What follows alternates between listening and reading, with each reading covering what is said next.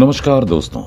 261 ईसा पूर्व हुई कलिंग युद्ध में अखंड भारत और मौर्य राजवंश के तीसरे सम्राट अशोक के साथ जो हुआ उसने उनका हृदय परिवर्तन कर दिया और अखंड भारत पर अपने नाम का डंका बजाने वाले अशोक उस युद्ध को जीतकर भी हारा हुआ महसूस करने लगे।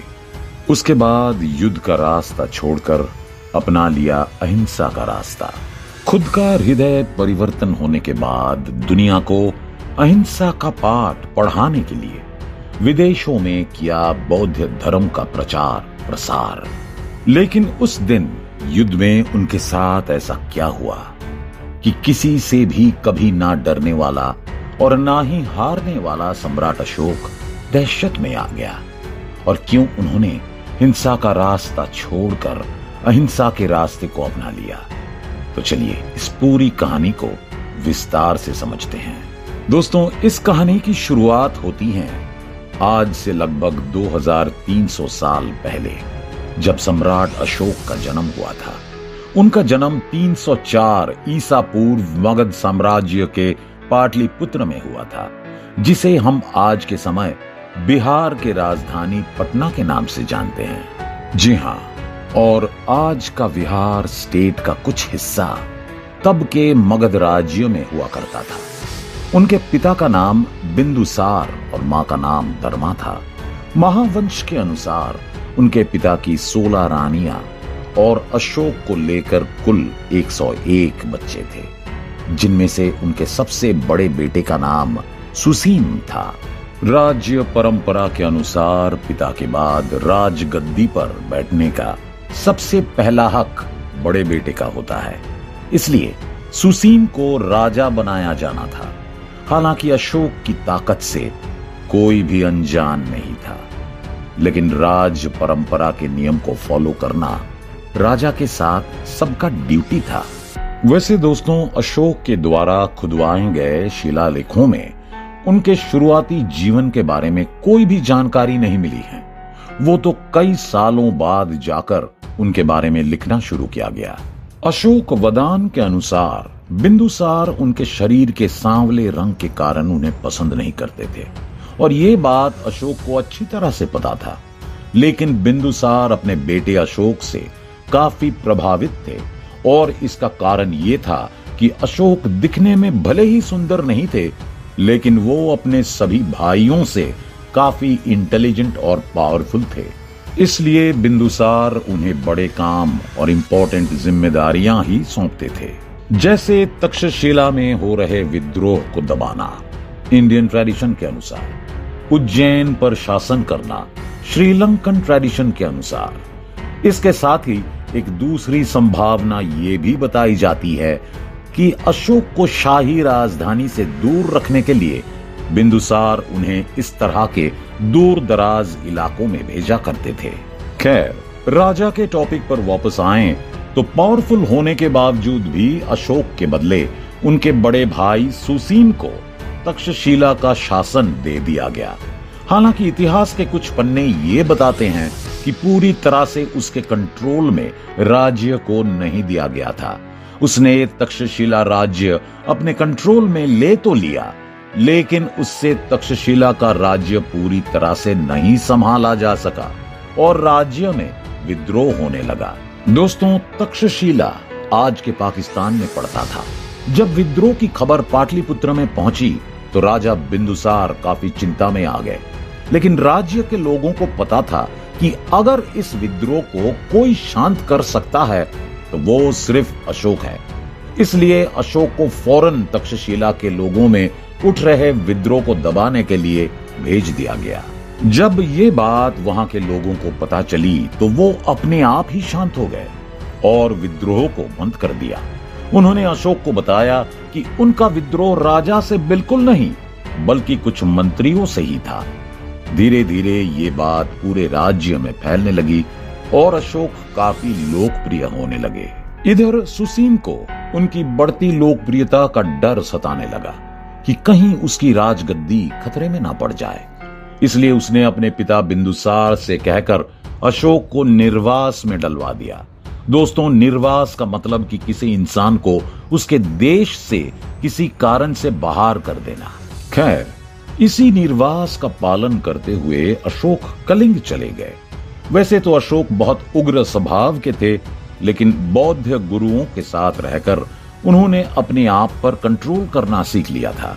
कुछ समय बाद राज्य में फिर से विद्रोह होना शुरू हो गया।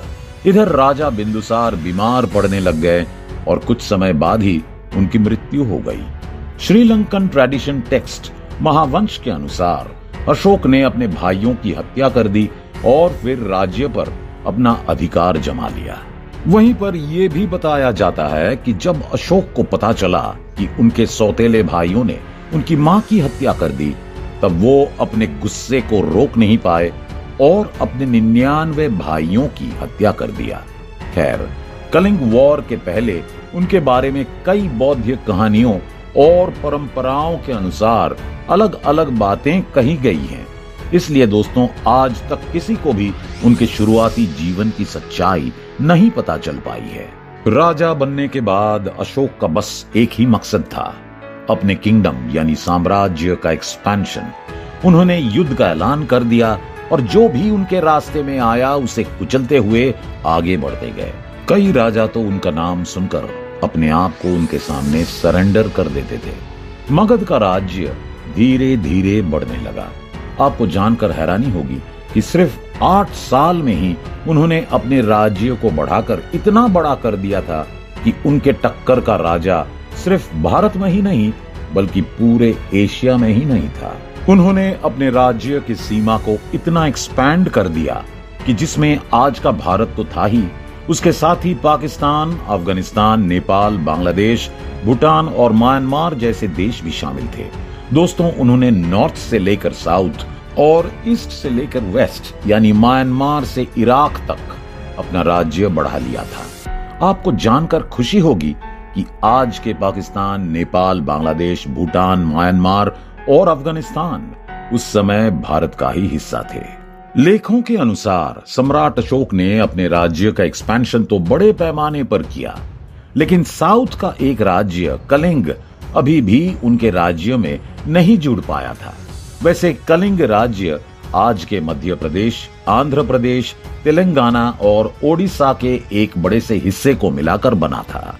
यहाँ के राजा अनंत पद्मनाभ थे, जो काफी पावरफुल और इंटेलिजेंट थे। कलिंग युद्ध के पहले भी कई राजाओं ने, यहाँ तक कि मौर्य साम्राज्य के पहले के राजा बिंदुसार और चंद्रगुप्त मौर्य भी इस राज्य पर अधिकार जमाने की कोशिश किए, लेकिन नाकाम ही रहे। इसलिए सम्राट अशोक ने इस राज्य पर आक्रमण करने की ठानी। अपने शासनकाल के 9वें साल यानी कि 261 ईसा पूर्व उन्होंने कलिंग राज्य पर हमला बोल दिया। इस युद्ध ने काफी भयंकर मोड़ ले लिया, क्योंकि कलिंग राज्य के पास भी पावरफुल आर्मी थी। ये अलग बात है कि अशोक की आर्मी उससे कहीं अधिक बड़ी थी। लेखों के अनुसार इस भयंकर युद्ध में काफी खून बहा। सैनिक के हाथों में सिर्फ और सिर्फ हथियार थे और मन में अपने दुश्मन को मौत के घाट उतारने की जिद। आखिरकार दोस्तों, काफी लंबे समय से चल रहे इस युद्ध का अंत ही आ गया। युद्ध का अंत हुआ और सम्राट अशोक की जीत। सम्राट अशोक के 13वें शिलालेख के अनुसार दिल को दहला देने वाले इस भयानक युद्ध में करीब 1 लाख लोगों की जान गई, जबकि 1.5 लाख लोग जख्मी हुए। चारों तरफ बस चीख पुकार ही मचा था। इस भयानक मंजर को देखकर सम्राट अशोक अंदर तक हिल गए।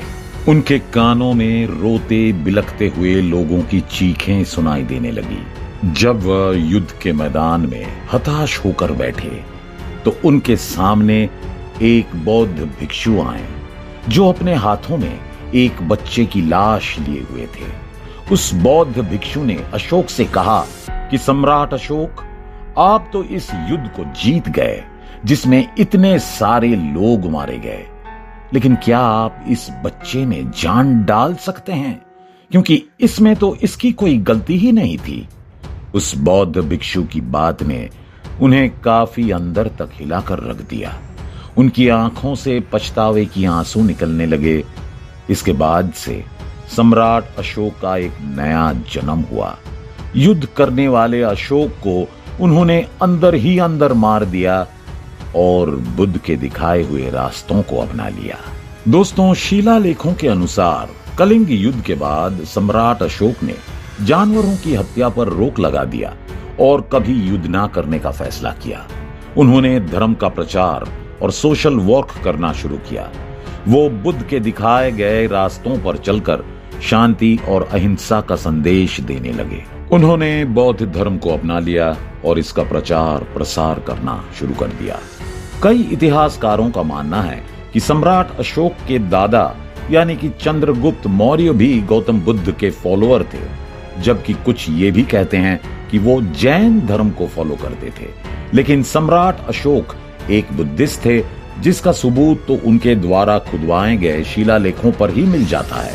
आगे चलकर उन्होंने कई भवन, स्तूप, मठ और स्तंभ का निर्माण करवाया। उनके द्वारा बनवाए गए मठ और स्तूप राजस्थान के बैराठ में मिलते हैं। इसके अलावा सांची का स्तूप तो काफी फेमस है, जिसे शायद आप भी जानते होंगे। उन्होंने करीब 84,000 स्तूपों का निर्माण करवाया था। उनके द्वारा बनवाए गए अब तक 7 स्तंभ पाए गए हैं, जिनके ऊपर 4 शेर बैठे हुए मिलते हैं। आज हम इन्हें अशोक पिलर यानी अशोक स्तंभ कहते हैं। दोस्तों, उन्होंने अपने जीवन काल में कई शिलालेख खुदवाए और अभी तक करीब 40 शिलालेख पाए गए हैं। मौर्य वंश की पूरी जानकारी इन्हीं शिलालेखों से मिली है, जो हम आपको बता रहे हैं। उन्होंने बौद्ध धर्म का प्रचार प्रसार काफी बड़े पैमाने पर किया, जिसमें कई देश शामिल हैं, जैसे श्रीलंका, नेपाल, अफगानिस्तान, सीरिया, इजिप्ट और ग्रीस। इसके लिए उन्होंने अपने बेटे महेंद्र और बेटी संघमित्रा को भी इस मिशन में शामिल किया और उन्हें श्रीलंका भेज दिया, जिसके बाद वे दोनों कभी वापस नहीं आए। महेंद्र ने श्रीलंका में जाकर वहां के राजा तिस्स को बौद्ध धर्म के बारे में सब कुछ बताया, जिसके बाद वो बौद्ध धर्म से इंस्पायर होकर इसका फॉलोअर बन गया। यहां तक कि उसने इस धर्म को राज्य धर्म में बदल दिया। इसके अलावा तिस्स ने अशोक से इंस्पायर होकर खुद को देवान प्रिय की उपाधि भी दिया। दोस्तों, आपको जानकर बहुत प्राउड फील होगा कि सम्राट अशोक एक लौते ऐसे राजा थे जिन्होंने एक भी युद्ध नहीं हारा था। यहाँ तक कि युद्ध को हमेशा हमेशा के लिए छोड़ने के बाद भी उनके राज्य की बाउंड्रीज कम नहीं हुई। करीब 37 साल तक उनका शासनकाल रहा, इसलिए उन्हें अशोका द ग्रेट कहा जाता है। आखिरकार 232 ईसा पूर्व लगभग 72 साल की उम्र में पाटलिपुत्र की धरती पर उनकी मृत्यु हो गई। उसके बाद कुछ 50 साल के भीतर ही मौर्य एम्पायर ढह गया। आपको बता दें कि आज अपने इंडिया के तिरंगे में अशोक चक्र को एक सिंबल के रूप में जगह दिया गया है, जिसका मतलब कभी ना रुकना है। और अशोक स्तंभ के ऊपर बैठे 4 शेरों को इंडिया के नेशनल एम्बलम के रूप में अडॉप्ट किया गया है, जिसका मतलब सत्यमेव जयते है। दोस्तों, ये सारी जानकारियां अशोक के इंस्क्रिप्शन यानी शिलालेखों, एंशिएंट लिटरेचर और स्पेशली बुद्धिस्ट टेक्स्ट से ली गई है। इसमें हमारा कुछ अपना नहीं है। उम्मीद है कि आपको हमारी ये वीडियो पसंद आई होगी। अगर ये वीडियो अच्छी लगी हो तो इसे लाइक और शेयर जरूर करें। मिलते हैं किसी दूसरे वीडियो में। अभी के लिए बस इतना ही। धन्यवाद।